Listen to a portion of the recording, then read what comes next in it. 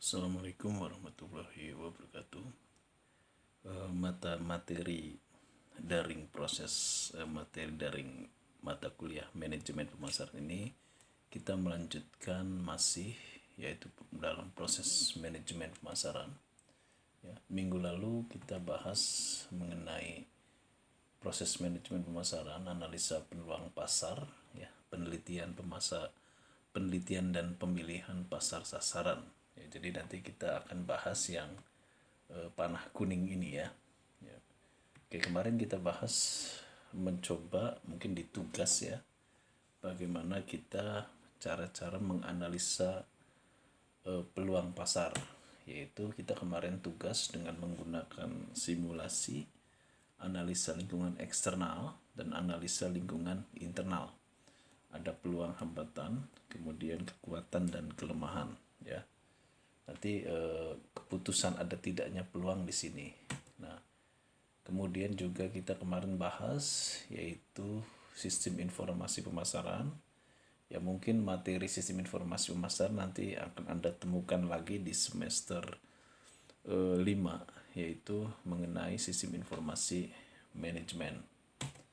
Oke, kita akan membahas kemarin kita bahas juga yaitu meneliti pasar ya, dan saya berikan contohnya kemarin ya, bagaimana kita bisa menganalisa permintaan, potensi permintaan secara kuantitatif ya. Di sini juga kemarin kita juga bahas apabila ada beberapa pesaing yang sudah mengambil pasar tersebut. Kalau nggak salah di tugas ya sudah ini. Nah, oke, kita akan membahas yaitu bagaimana kita mengidentifikasi segmen pasar dan memilih pasar sasaran. Ya. Jadi apa yang disebut dengan segmen? Segmen itu pada dasarnya bagian dari pasar. Misal kalau kita bicara misalkan membicarakan mengenai produk kecantikan. Produk kecantikan itu segmennya adalah perempuan. Itu namanya segmen pasar berdasarkan gender. Perempuannya yang kita tuju adalah yang usia berapa. Itu artinya berdasarkan gender dan berdasarkan usia. Sama halnya misalkan Toyota menjual mobil Alphard. Alphard itu segmennya siapa? Oh, menengah ke atas. Berarti itu dari segi kelas sosial, berarti itu dari segi pendapatan menengah ke atas. Nah, itu yang dimaksud dengan segmen pasar ya. Nanti kita akan bahas satu-satu mengenai segmen pasar. Jadi intinya nanti kita bagaimana kita akan membahas masalah segmentasi pasar. Nanti kita akan memilih segmen pasar yang mana yang akan kita pilih. Tapi sebelumnya kita mengidentifikasi dulu variabel segmen apa saja. Yang kedua adalah kita mencoba memilah segmen yang menguntungkan yang mana. Selanjutnya setelah ketemu segmentasi pasar, baru kita akan memilih ya. Menetapkan mana segmen yang menguntungkan bagi perusahaan kita, bagi penjualan kita. Yaitu nanti ada beberapa tahapnya di sini, yaitu evaluasi daya tarik segmen, evaluasi daya tarik segmen ya. Kemudian juga setelah kita ketemu, ditetapkan pasar kita, baru kita mengkomunikasikan ke konsumen ya. Nah, ketika mengkomunikasikan ke konsumen itu namanya penetapan posisi pasar ya. Mengkomunikasikan konsumen seolah-olah memberitahu atau menginformasikan ke konsumen bahwa kita siap melayani mereka, yaitu konsumen kita. Nah, itu langkah sistem. Nah, oke, kita akan bahas dulu yang pertama yaitu segmentasi pasar. Ya, segmentasi pasar ini adalah kita akan mencoba membagi-bagi pasar. Yang pertama adalah identifikasi variabel. Yang kedua mengembangkan segmen mana yang menguntungkan. Oke. Jadi saya ulangi lagi secara definisi ya. Jadi segmentasi pasar itu pada dasarnya adalah segmentasi pasar itu pada dasarnya adalah segmentasi pasar itu adalah tindakan untuk mengidentifikasi ya, membentuk kelompok pembeli yang terpisah-pisah yang mungkin membutuhkan produk atau bauran pemasaran tersendiri. Oke, ini bahasanya agak rumit. Nanti coba saya terjemahkan supaya Anda memudahkan membaca definisi segmentasi pasar ini. Jadi intinya begini segmentasi pasar.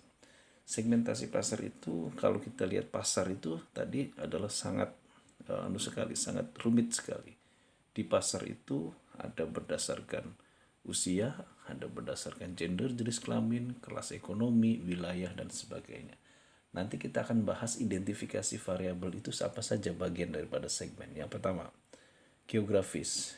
Jadi geografis itu intinya kita akan melayani pasar yang mana? Apa pasar desa? Ya, mungkin itu perusahaan kecil ya. Ya, misalkan Anda jualan kecil-kecilan, mungkin desa atau mungkin kelurahan. Kemudian ada juga penjualannya cukup besar, mungkin kecamatan, ya. Atau misalkan Anda mengambil segmen kabupaten, Anda menjualnya provinsi, nasional, internasional. Bahkan sekarang dengan metode e-commerce, Anda berjualan melalui media sosial, segmen geografis ini menjadi luas sekali. Anda misalkan menjual batik Poman, ketika Anda punya pertemanan misalkan di media sosial misalkan yang mudah, Anda berteman dengan orang Amerika, Anda berteman dengan Inggris, Jepang dan sebagainya, Anda bisa menawarkan batik Poman Anda, maka segmen Anda sudah internasional. Nah, jadi di sini dengan adanya teknologi informasi ya, atau kita sebut dengan revolusi 4.0 sekarang itu, dengan adanya sistem e-commerce, penjualan secara online, maka produk-produk lokal pun bisa menjadi internasional. Itu geografis. Kemudian demografi itu adalah Anda ingin mengambil segmen yang mana, apa usia, apa gender, apa tingkat pendidikan, daya beli, ya. Sorry ini saya perbaiki dulu. Ya, daya beli, terus kemudian psikografis, itu kelas sosial dan gaya hidup. Kemudian ada behavior, sikap terhadap produk. Nah, nanti Anda akan dari ini nanti akan mengembangkan segmen mana yang menguntungkan. Segmen mana yang menguntungkan ini harus terukur permintaannya. Permintaannya harus besar supaya Anda mendapatkan omset penjualan yang besar. Anda bisa melayani konsumen tersebut secara efektif, ya. Dapat dibedakan segmen yang akan dipilih apa, actionable, bisa dilaksanakan dengan sumber daya perusahaan yang dimiliki. Oke, saya berikan contoh simulasi yang sederhana begini. Anda misalkan tadi menjual batik, misalkan batik Poman, ya. Anda coba pasarnya yaitu internasional, karena Anda jual ke nasional saja dulu misalkan. Nasional saja dulu ya, belum internasional, nasional. Anda jual batik ini melalui internet. Apakah Anda punya website atau bisa juga melalui media sosial, ya. Nah, ketika Anda menjual batik, Anda akan siapa usianya? Biasanya orang yang usia yang menyukai batik biasanya itu orang-orang misalkan 30 tahun ke atas. Berarti dari segi usia yaitu usia dewasa, ya. Dari gender bisa laki-laki dan perempuan. Nah, pendidikan mungkin menengah. Daya beli mereka yang memiliki uang menengah ke atas. Kelas sosialnya mungkin kota, ya. Gaya hidupnya mungkin kota. Nah, jadi Anda mengambil usia bisa laki-laki perempuan, usia bisa 30 tahun ke atas, gendernya bisa laki perempuan, pendidikannya agak tinggi, daya belinya menengah ke atas, kelas sosialnya adalah menengah, gaya hidupnya juga menengah. Nah, itu namanya. Nah, untuk mengetahui apakah produk itu menguntungkan atau tidak ketika dijual ke segmen tersebut, maka ini caranya. Yaitu apa caranya? Permintaannya terukur. Jadi percuma Anda menjual batik Poman, tapi kemudian jumlah pasarnya sangat sedikit sekali, ya. Nah, itu juga tidak menguntungkan, ya. Namanya itu substansial, tidak besar, sehingga berpengaruh pada omset. Jadi Anda ketika menjual batik Poman, Anda pastikan bahwa permintaannya tinggi. Kalau ternyata permintaan di kelas menengah itu masih rendah, Anda bisa mengambil pada segmen yang lebih, misalkan lebih di bawahnya, misalkan tingkat pendapatannya menengah ke bawah. Tentu juga mungkin bentuk kualitinya berbeda karena kualitas itu dipengaruhi oleh biaya produksi kan. Ya, jadi di sini Anda mengambil salah satu segmen yang pertama terukur permintaannya jangan besar. Dan Anda harus bisa melayani konsumen secara efektif. Misalkan Anda ketika melayani konsumen menengah ke atas, tapi Anda tidak bisa memberikan produk yang kualitas, maka akan mengecewakan konsumen tersebut ya. Jadi Anda harus bisa melayani secara efektif. Artinya jangan promosinya saja kita gencar, promosinya bersifat bahwa kualitas produknya tinggi, tapi kenyataannya rendah, berarti itu tidak accessible. Accessible itu dapat melayani konsumen secara efektif. Differentiable dapat dibedakan secara jelas segmen yang akan dipilih. Jadi Anda harus secara jelas mau dengan apa segmen menengah tadi ya, apa menengah ke bawah, cari segmen yang jelas yang akan Anda pilih. Accessible dapat dilaksanakan dengan sumber daya perusahaan yang dimiliki. Anda ingin menciptakan produk berkualitas tinggi, tapi sumber dayanya Anda tidak mampu, ya, maka juga ini disebut tidak actionable. Makanya ketika kita melayani pasar, kita harus mengukur dulu kemampuan sumber daya kita. Kita bisa tidak melayani pasar tersebut. Nah, itu yang dimaksud dengan ciri-ciri segmen yang menguntungkan. Nah, jadi kita balik lagi di gambar atas. Setelah Anda bisa menetapkan segmentasi pasar mana yang pasar diidentifikasi, baru Anda memilih. Ya, tadi memilihnya yaitu mana segmen yang kira-kira menguntungkan bagi Anda. Baru kemudian kita pemilihan segmen. Nah, caranya begini. Misal, ketika Anda memilih ya salah satu segmen yang Anda pilih, misalkan kayak batik tuanan itu adalah dewasa, dari segi usia gender bisa laki perempuan, kelas menengah atau menengah ke atas. Nah, itu adalah segmen yang Anda pilih. Nah, ketika Anda memilih segmen itu, maka Anda harus lihat mengamati pertumbuhan permintaan segmen. Ya, ketika Anda jualan, nah, bagaimana permintaan segmen terhadap batik Poman tersebut? Ternyata misalkan kelas menengah ke atas ini permintaannya tidak bagus pertumbuhannya. Kita jangan berhenti di satu segmen saja. Ketika pertumbuhan itu tidak menguntungkan, maka Anda boleh mengembangkan ke segmen yang lain, misalkan menengah ke bawah misalkan, atau khusus untuk masyarakat sewilayah 3 Cirebon saja, tidak nasional. Nah, terus kemudian juga kita memperkirakan gerakan pesaing. Nah, batik Poman ini bagaimana tingkat pergerakan pesaing misalkan dengan batik-batik Mega Mendung yang ada di Cirebon misalkan, atau batik Pekalongan dan sebagainya. Kita lihat gerakannya, sebab pesaing ini sangat berpengaruh terhadap tingkat penjualan kita. Jadi yang paling menguntungkan apa?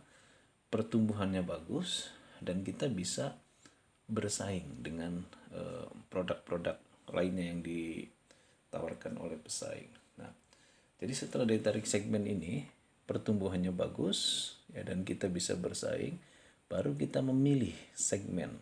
Oh ya, berarti bisa jadi segmen yang akan kita pilih akhirnya misalkan menengah ke bawah. Dan kita coba untuk tidak nasional karena persaingannya tinggi misal ini ya. Tapi Anda cukup mengambil pasar Jawa Barat misalkan. Anda pilih segmen, dan saya ulangi lagi, pemilihan segmen target market itu bisa berubah sepanjang tadi pertumbuhan permintaannya tidak menguntungkan dan gerakan para pesaingnya juga kita kalah dalam bersaing tadi. Kita lebih baik bisa kita segmen itu berubah, pemilihan segmen itu berubah ya. Banyak produk-produk yang banyak mengambil segmen, misalkan kayak kita lihat Toyota, mobil Toyota itu segmennya banyak. Untuk Agya misalkan dia untuk menengah ke bawah, Avanza juga sama.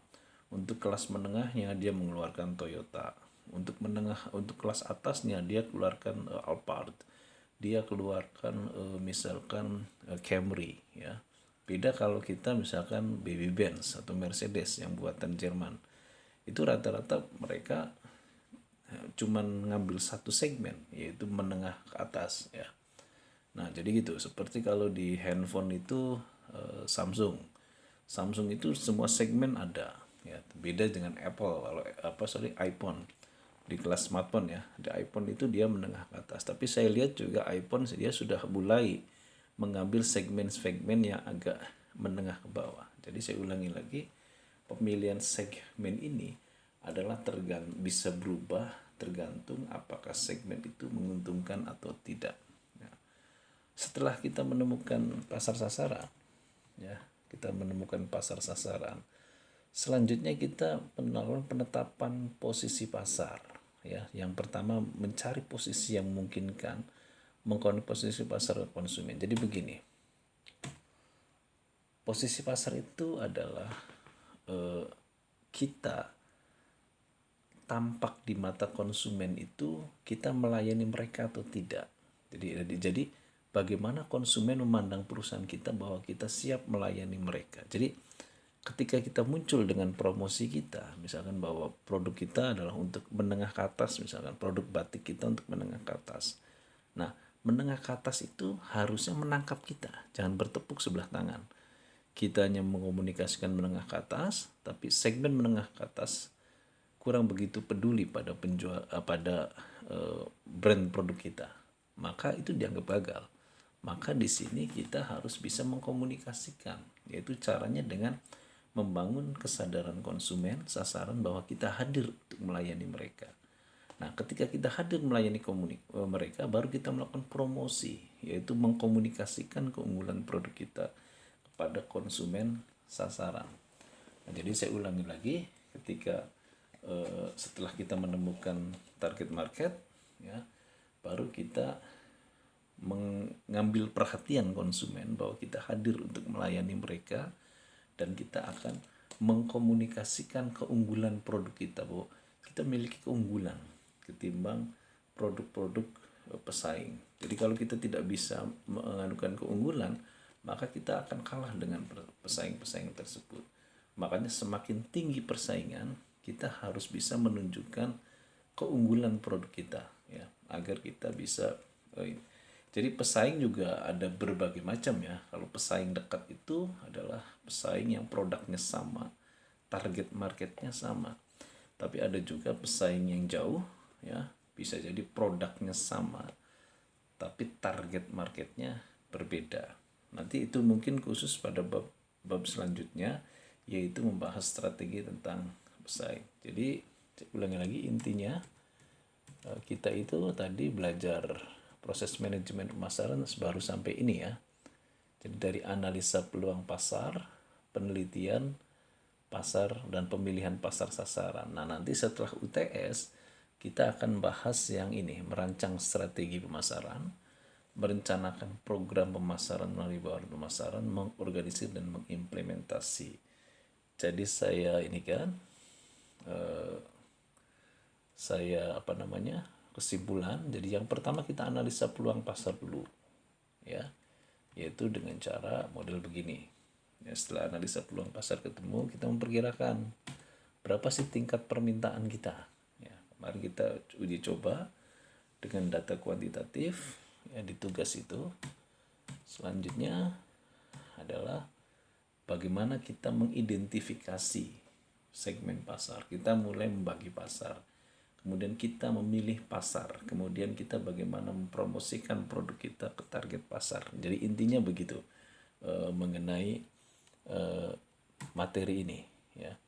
Oke, nanti untuk bahan UTS, ya, semua yang diajarkan baik melalui kita pernah tatap muka, ya, baik melalui tatap muka maupun daring, ya, itu nanti akan keluar di soal ujian. Jadi nanti sampai materi, ya, ini, ya, saya materi yang ini, ya. Oke, nanti setelah UTS nanti kita akan bahas mengenai merancang strategi pemasaran. Saya kira kalau tugas Anda bikin sendiri, saya kira lebih mudah nanti Anda dalam ujian, ya. Jadi saya harapkan tugas-tugas pengganti absen itu, ya, khusus untuk materi kuliah daring, mohon dikerjakan sendiri supaya Anda mengerti. Sampai di sini dulu mata kuliah manajemen pemasaran. Wabillahi taufiq wal hidayah. Wassalamualaikum warahmatullahi wabarakatuh.